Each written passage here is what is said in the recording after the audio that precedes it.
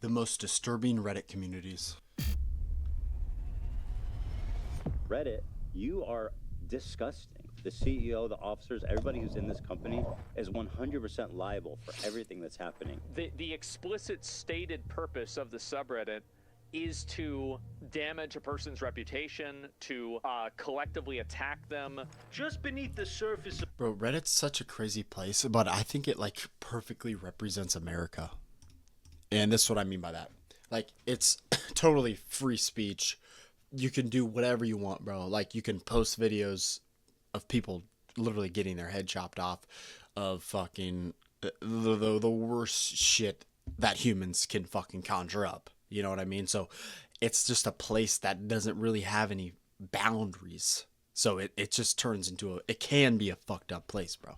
But I mean, if you need like advice for damn fixing your computer and you need this little, like a specific little piece for the back, you know, there's like all right, I'm talking too much. Let's just watch this Reddit, shit. you can find some really horrible stuff.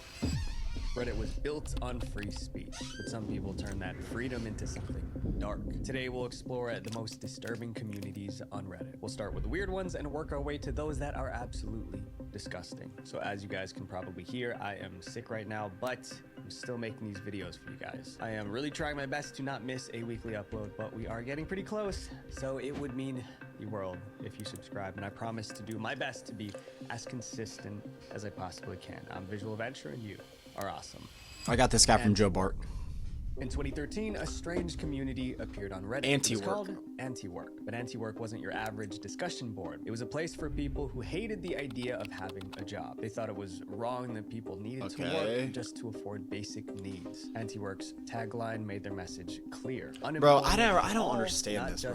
Like, I get not liking work. Like, of course, if you hate your job, bro, life is kind of shit. I enjoy my job. I work 40 hours a week. Time goes by fast. I enjoy what I do. It's graphic design. But just so I can understand their point of view. But just disliking work in general, it's like what else are you going to do with your free time?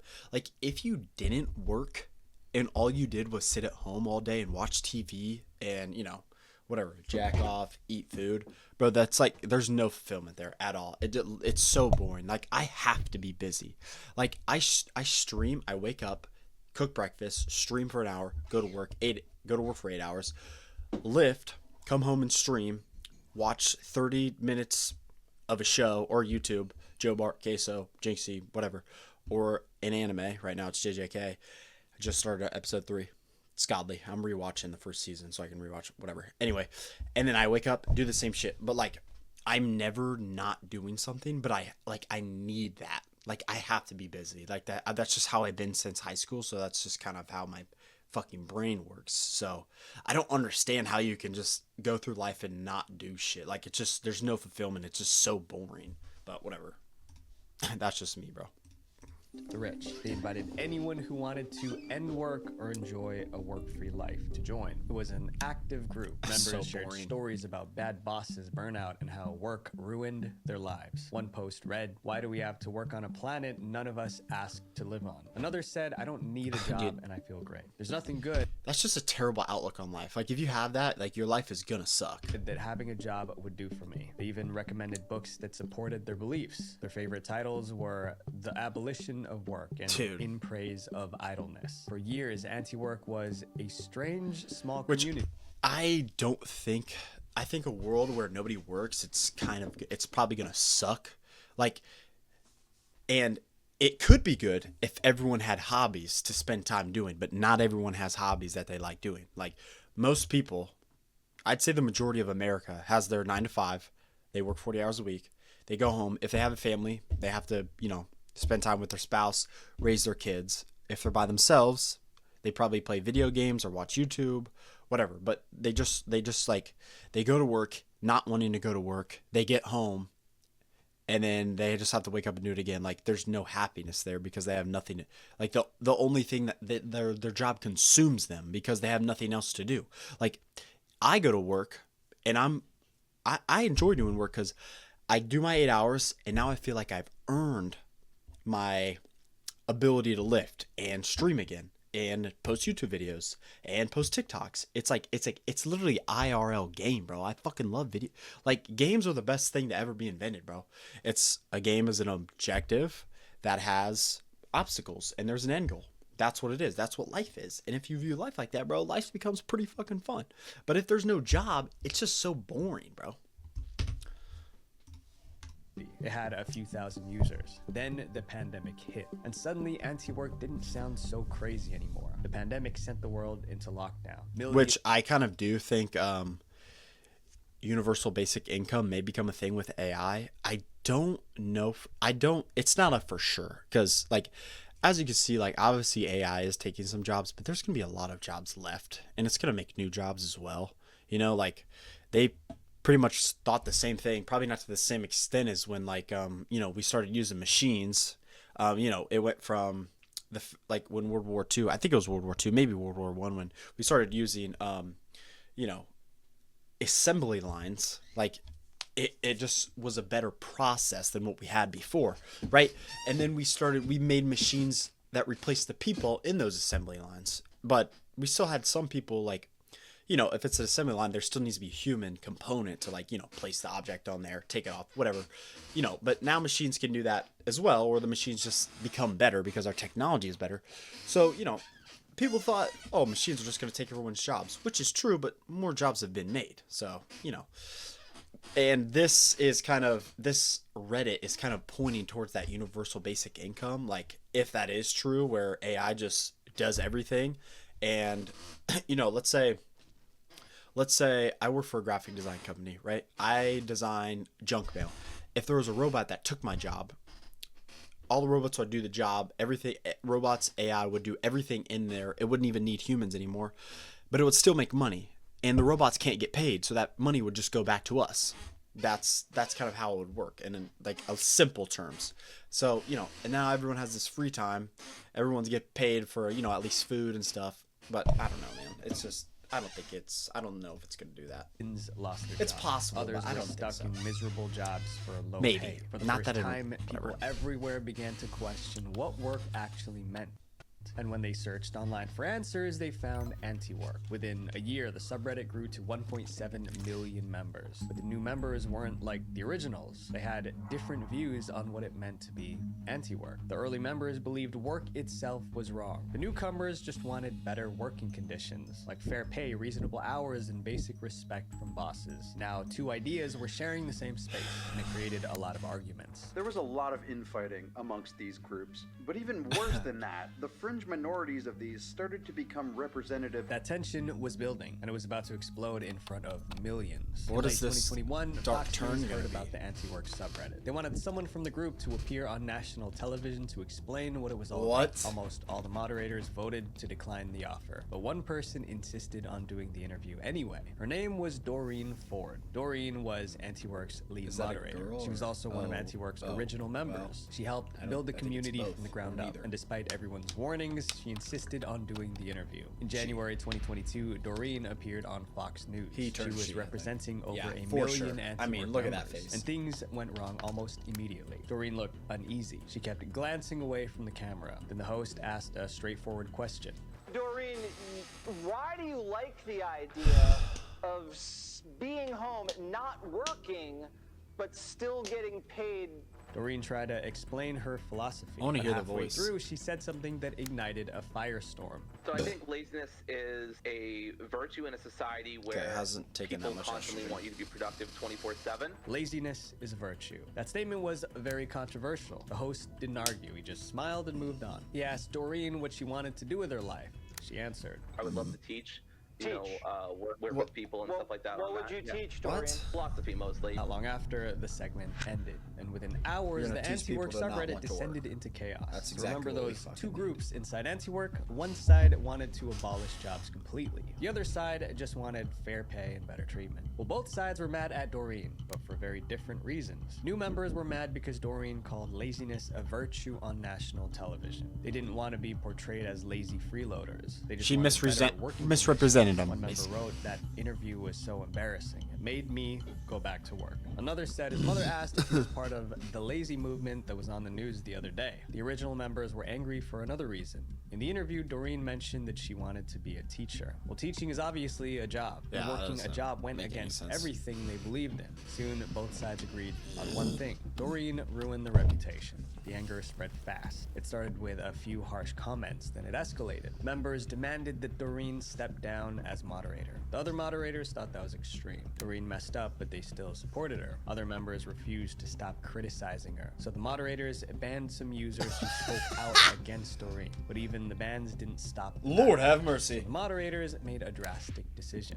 They locked the Antiwork subreddit. No one could post or comment, but silence didn't stop the chaos. It just pushed it somewhere darker. Angry members went after Doreen personally. They dug into her past. Before long, someone found old social media posts where Doreen admitted to inappropriate behavior and harassment. To humiliate her, they shared those screenshots all over Reddit. A few days later, the moderators reopened Antiwork. They released a statement addressing the accusations against Doreen. It said, "We don't know enough to feel comfortable about making a statement. The individual in question has been removed from the moderation team." Doreen was gone, but removing her didn't bring peace. It's fucking bright in here, man. Thousands of members were disgusted by how everything played out. They quit the group entirely. Those who stayed stopped posting. The community that once had millions of active members was now a ghost town. Today, Antiwork still exists, but it's a shadow of what it once was. Now, I don't agree with anything that Doreen did, but here's what's scary. How fast people found her private information. What did They she pulled do, up though? old posts, accounts, and personal details just like that. That's because data brokers make it incredibly easy. A few years ago, someone did the same to me. They found my personal information and this an threatened ad? me with it. I tried removing my information from every website I could, but there was just too many. These sketchy websites are selling your data to anyone willing to pay. And it's completely legal, which is insane to me. But if you ask them to remove your data, they're also required by law to take it down. That's where today's sponsor, Aura, being so less line. If your name, $1 billion virus, guys want to try days, guys, it is worth your FPH. FPH was a subreddit with one purpose: to mock overweight people. That was the entire Fat point. people, One of the okay. rules even said absolutely no fats. Okay, before we get into Members- this, I don't hate fat people. I think that fat people would be better off if they weren't fat. I'll say that, you know? Like, I think losing weight is very good, especially in America. When you say overweight in America and overweight in Japan are two totally different things. Fat people in America, I mean, literally are, what's it called? Are your life expectancy in America is just super low, bro. And that's just because I'm not gonna say it's because of fat people, but is it a coincidence that there's this many fat people in America and our life expectancy is so low? You know, and it boils down to a couple things on why someone's fat. And I think one of the main reasons is self-control. And, you know, this is just, this attribute can apply, this characteristic can apply to like almost everything that you do in your whole life. Like I have a bodybuilding show coming up, and it takes a lot of fucking, like, I'm cutting right now. I'm like 4 weeks in, and I have like 14 to go. I have to get to a super low body. Like, bodybuilders are like on the brink of death, like for the body fat percentage. You know, natural is kind of a different story than not natural, because them, dude, they get fucking, I mean, they can get to like 3%. Like Ronnie Coleman said he was sub 1% or whatever, some weird shit. But like, it's just like, it can just go to many things. Like, fuck, man, this is a whole different video, honestly. Let's just keep Didn't watching. wait for content to find them. They went hunting for it. Oh, I bring that up because I don't think you should hate black people. I think you should wish them better, like for a better life if they're not fat, but hating on them for it isn't going to help them change. Worked.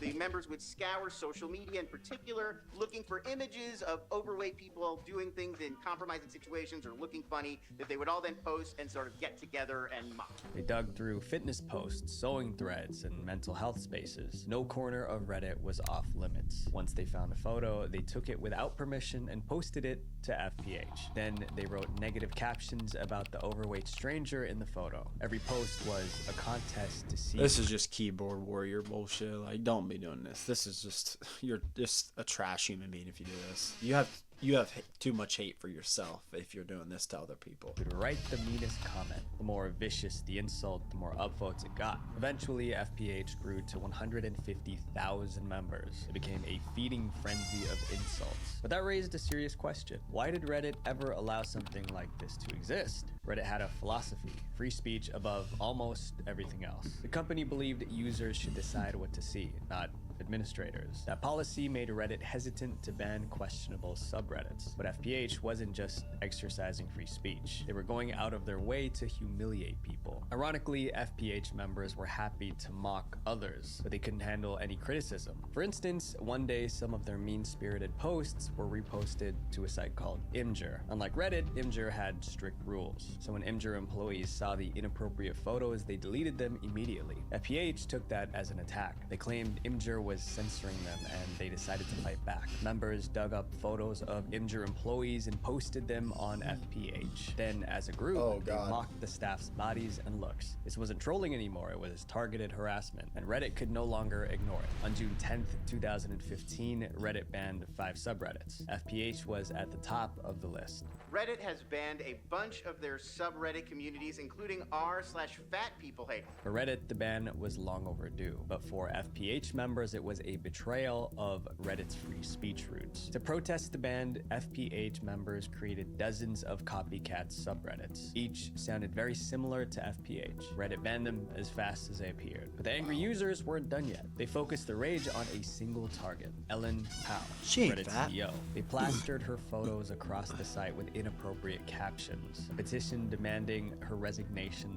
gained over 200,000 signatures. Reddit refused to reverse the ban, so FPH members packed up and left the site entirely. They migrated to a platform called Vote. It was a Reddit clone with almost no rules. Within days, Vote's version of FPH reached 38,000 subscribers. God, these guys Their are negative desperate. content had a new home. But on Reddit, FPH was gone for good. This next community turned dating into something toxic. Female dating strategy. Female dating strategy was supposed to be a space for women who wanted better relationships. How's this gonna but be inside, the advice wasn't about love or kindness. It was about control. We'll call the female dating strategy subreddit FDS. Members of FDS were expected to accept certain beliefs. The first was about how to categorize men. According to FDS, every man fit into one of 4 groups: high value, low value, negative value, zero value. A high value. I was about to say it's fine to like categorize things. Like, I just watched Mindhunter and they categorized serial killers. Well, this was before they had the term serial killers. It was sequence killers, and they were categorizing them in like 5 different categories.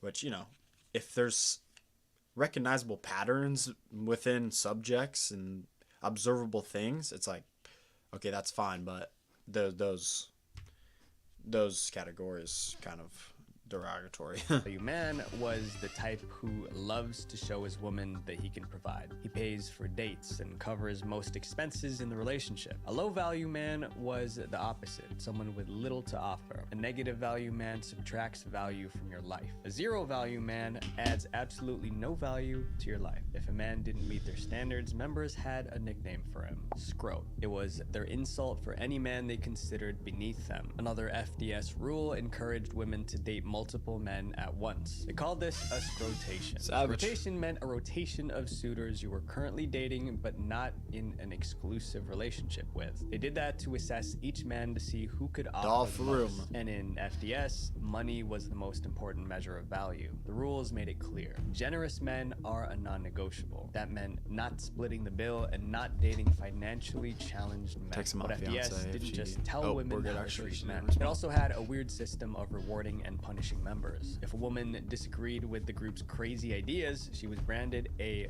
pygmesia. Originally, that word meant a woman who degrades herself. This is just so fleeting toxic. attention of men, but it became an insult for any woman who didn't submit to their beliefs. The subreddit even had its own ranking system. At the top were ruthless strategists, followed by strategy coaches, and then disciples. I mean, it's at kind the of a bottom. cult. The higher you rank, the the more power you Online had call. to enforce the rules. And breaking those rules even slightly meant an instant ban. One member was banned for saying a relationship is a two-way thing. One sentence got her kicked out. Another woman claimed she was banned for dating a man with a disability. To What? moderators, that man was low value because they didn't think he could provide money for the relationship. There were no warnings, no second chances, just bans. As word spread, FDS developed a dark reputation. Journalists started reaching out to members for interviews. The moderators warned everyone to stay silent. No one was allowed to talk to the press. And things went from bad to disturbing. One FDS member noticed a shocking comment in the group. The comment suggested that women should end their sons, knowing what they will grow to be. The screenshot went public, and people began calling FDS out. Someone described it as a toxic, hateful sub filled with bad advice. Another labeled it a cult. At that point, FDS had over 250,000 members. That kind of reach made outsiders nervous. They worried the group's insane ideas might spread beyond Reddit. By 2021, petitions began circulating demanding that Reddit shut FDS down. One called Female Dating Strategy an extremely terrible place that deserves to be deleted. Blogs cover the story. They exposed FDS's cult-like rules and beliefs. Public pressure kept building, but before Reddit could act, FDS made its own move. In April 2022, the moderators announced that they were leaving Reddit to launch their own website. The official reason was that Reddit admins don't respond to serious reports of harassment of female users. Today, the Female Dating Strategy subreddit still exists, but it's mostly abandoned. The few remaining posts are just links to their new site. Now, we're taking things a little further with this next subreddit. Ephilism. What is that? Guys, this thing's so delicious. I could start a business selling them. Oh, LegalZoom. Ephilism was a subreddit with about 9,000 members. They all shared one disturbing desire. They wanted all life on Earth to end permanently. The group's name was a reflection of this belief. Ephilism is actually the word life spelled backwards. Members... Bro, that might be worse than the devil. Does the devil even want that to happen? Does the devil even not want people to live? Because if he doesn't have people to live, then who's he gonna, like, you know, harass or whatever? What? The world would be better if nothing existed. No people, no animals, no pain. Inside the subreddit, they spent hours debating how to stop people from bringing more life into the world. Most of them only talked, but one member decided to act. His name was Guy Bartkus. Guy was 25, and he was deeply involved in the ephilis community. He believed parents were selfish for having kids. To him, fertility clinics were a big part of that evil because they helped people start families. In one of his posts, he wrote, "I'm very against IVF. It's extremely wrong. These are people who are having kids after they've sat there and thought about it." To outsiders, those words sounded unhinged, but inside ephilism, they were normal. One day, Guy decided to show how much he despised fertility clinics. On May 17th, 2025, Guy drove to a fertility clinic in Palm Springs. Then he set up a camera on a tripod. He planned to live stream what was about to happen. Within minutes, there was chaos. We heard this loud noise.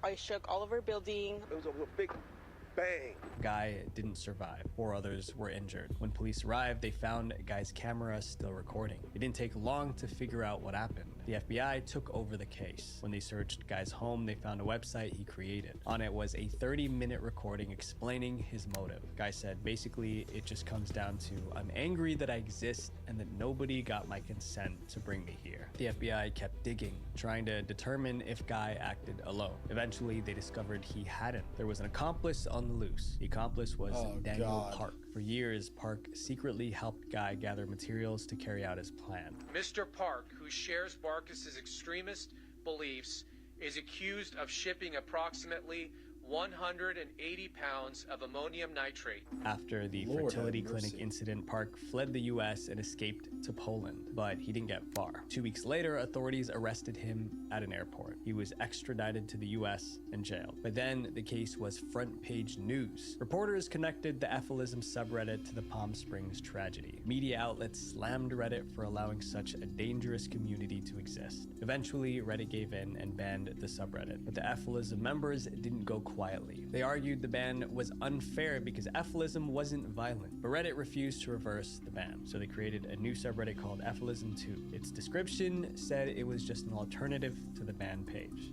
This next community made life unbearable for famous people. Snark communities. The word snark was just another word for sarcasm, but Reddit users gave it a darker meaning. Around 2015, a new type of subreddit appeared. They were called snark pages. They had names like Ariana Grande Snark, Colleen Ballinger Snark, and LA Influencers Snark. Each one had the same purpose: to Isn't troll a snark who like influencers. just They were entire communities.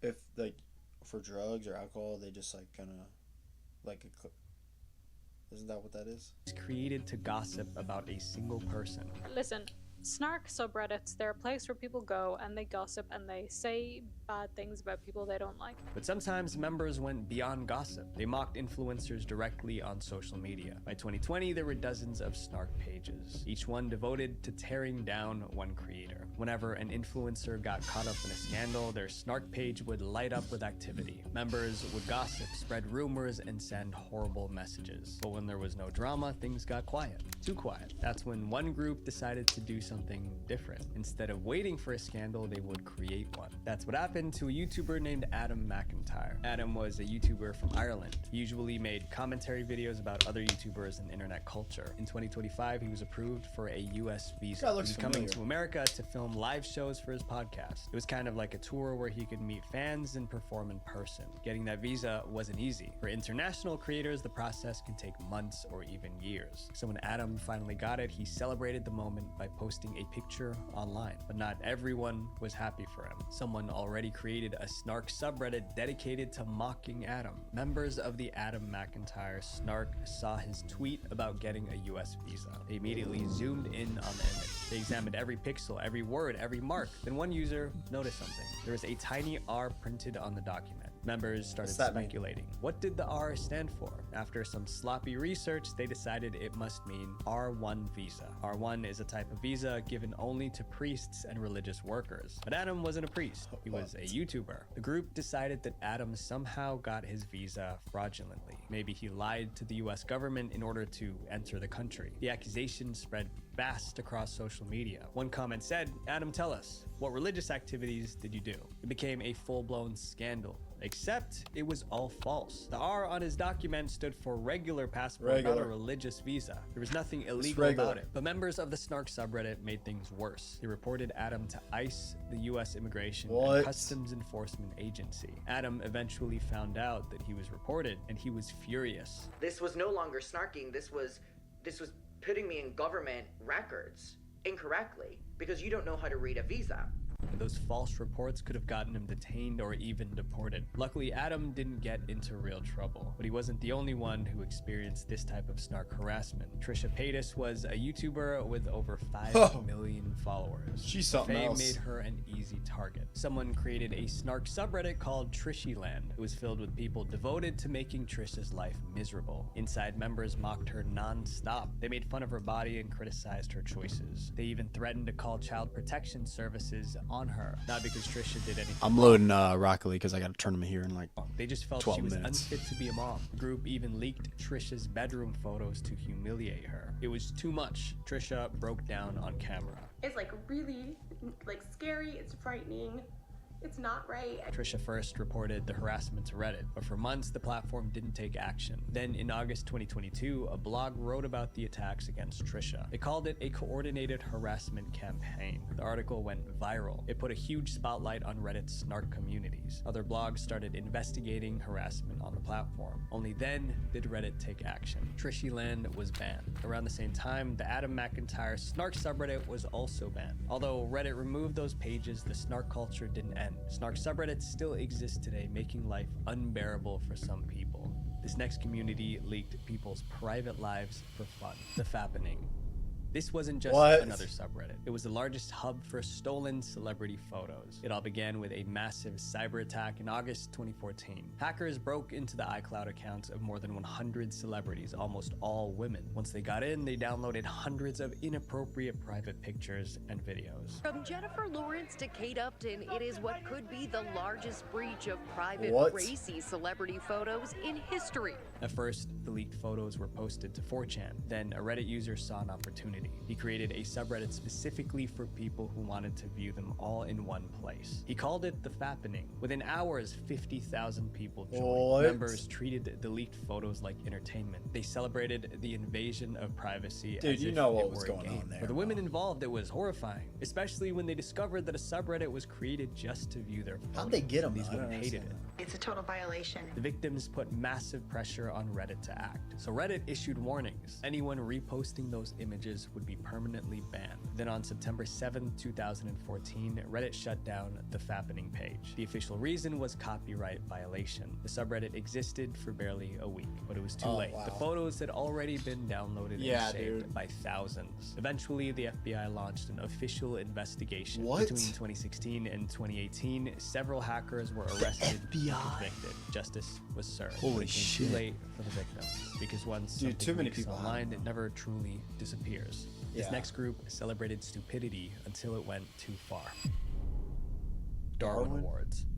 Darwin Awards turned a tragedy into entertainment. The subreddit was God. built around one dark idea, laughing at people who lost their lives doing something incredibly stupid. But that twisted sense of humor didn't start on Reddit. It began decades earlier. Long before Reddit, there were early internet chat rooms. People would gather to share strange news stories, especially about people who lost their lives in reckless ways. The accidents were so absurd that they almost didn't sound real. Then in 1993, someone took those stories and built a website around them. She called it the Darwin Awards after the scientist Charles Darwin. But why Darwin? Darwin's theory of evolution is based on natural selection. It's the idea that Yeah, I only mean, the they're gonna fittest- probably say that if the people who are not living in these videos who are dying aren't good enough for evolution or Darwin or even to survive to pass on their genes. Darwin Awards flipped that concept into dark comedy. If someone lost their life because of their own stupidity, the joke was that they were selecting themselves out of the gene pool. Their stupidity couldn't be passed down. The people who passed away won a Darwin Award for their stupidity. It was an insult disguised as a joke. The stories on the website were written with a comedic twist. One Darwin Award winner in 1993 was a lawyer. He tried to prove a skyscraper window was unbreakable. He ran What? straight into it to show off. The glass held, but the frame didn't. He fell out of the building and didn't survive. Another story involved two men leaning out. Okay, but that is a little bit silly, not gonna lie. Us for fun. Neither. made it R.I.P., accurate. but that's silly. These weren't made up stories. They were about real people with real families. And yet the internet turned their final moments into comedy. By the 2000s, the Darwin Awards website had millions of visitors. It even inspired a movie. And eventually that dark humor found a home on Reddit. The Darwin Awards subreddit revived the old idea for a new generation. Their description read, "Population control volunteers. The tree of life is self-pruning." Members shared videos and articles about people passing away from avoidable mistakes. But over time, some of them began to feel bad about making fun of people's tragedies. One finally called it out. They wrote, "The concept of Darwin Awards is evil. Imagine you fell to your death. Yeah. Then people started insulting you Yeah, while your that is a family little bit. was grieving." Another said they used to find it funny when they were younger, but not anymore. They wrote, "Now I see life as precious. These were just people who were unlucky." And they ended with one haunting reminder. Imagine if your close relative got featured there. The Darwin Awards subreddit is still active, and they're still making fun of other people's tragedies. This next community isn't for the faint-hearted. It showed people things they couldn't unsee. Eyeblech. What is that? I moved your meeting, and your car will be here in 5. Perfect. Look at this little beauty I found in the garden. Nice snake, Chris. Reddit had a popular page called Eyeblech. It was a community for sharing beautiful, happy, or adorable content. Millions visited it regularly. It was filled with cute animal videos and cheerful content. Then someone Okay. created a nearly identical page with one tiny change. Oh, They no. removed a single letter, A. The new subreddit was called Eyeblech, and it was the evil twin of the original. The original Eyeblech showed puppies and kittens, but Eyeblech showed real videos of gore, injury, and disaster. And these were real videos of real people. But why was it called Eyeblech? It was designed to trick people. The people who made Eyeblech admitted God. that they wanted to trick users trying to find the cute animal page. Their plan worked. Thousands clicked on Eyeblech thinking Oh, it was God. Eyeblech. Instead of puppies, they were greeted with horrifying videos. Sometimes people didn't even realize they were on the wrong page. One person said they kept watching thinking Eyeblech had a super dark side. Someone eventually had to tell them they were on a completely different page. But not everyone got there by accident. Many visited Eyeblech because they wanted to see the disturbing content. They said watching gore videos reminded them how fragile life is. Others claimed gore videos made them more careful in their daily lives. But for countless others, I always see videos of people dying on Instagram. I'm not gonna lie. The effects were negative. In 2021, a boy posted on Reddit begging for advice. He wrote, "I went on Eyeblech because I was curious, but now I can't get those things out of my head." The images kept replaying in his mind. Someone replied saying the boy was showing signs of traumatic stress. The boy wanted to tell his parents, but he was scared they'd take his phone away. But he wasn't the only one experiencing these issues. Someone said they threw up after watching a video on Eyeblech. Another said they accidentally found the page months ago and still hadn't recovered. More people came forward with similar stories. They begged Reddit to take action, but Reddit didn't do anything. The page stayed online. By early 2023, people were furious. Their problem was that Eyeblech tricked them into watching inappropriate videos. They created petitions demanding the company ban Eyeblech. Thousands of people signed. Eventually, Reddit had no choice but to respond. In April 2023, Reddit gave the Eyeblech moderators an ultimatum. They had 4 months to clean up the community. That meant removing the worst content. What else was on Reddit there? would ban the page permanently. The moderators barely made an effort. They deleted a few posts, but most of the gore stayed. They didn't think Reddit would actually follow through. They were wrong. In September 2023, Reddit banned Eyeblech for violating the moderator code of conduct. The page that traumatized thousands was finally gone. Today, if you try to visit it, all you see is one sentence: Eyeblech has been banned from Reddit. My friends, spending too much time in toxic places changes you, and the negativity doesn't just disappear when you log off. So be intentional about what you watch and where you spend your energy. Yeah, bro, whatever energy you surround yourself with, and this can be your friends, shit you look on the internet, like whatever you surround yourself with is what you're gonna like put back out. So if you're always watching people die, like you're always gonna have this fucking sense of doom and despair, you know? But if you're always seeing like fucking videos of puppies and fucking cats, like you're gonna just kind of be happy, you know, depending on how much you scroll, of course. But not even that, like your friends, if your friends are like a go get 'em person, like let's fucking lift today, bro, did you fucking get your steps in, did you eat good today, no fucking snacks, you know, moderate them. Like if your friends are like that, you're more likely to be healthier. But if you're, you know, around friends who like, yo, let's fucking smoke tonight, man, let's fucking get a pizza, like you're gonna turn into that person. So good fucking video, good fucking I guess some what's the word, lesson, moral, good moral to the end of the video. W fucking video. Thanks for watching, man. If you're watching this far, I don't know why you would be, but appreciate you, Ka. I'm gonna be posting a couple more videos this week, man. I'm not sure when this one's gonna come out, but appreciate you guys. Peace.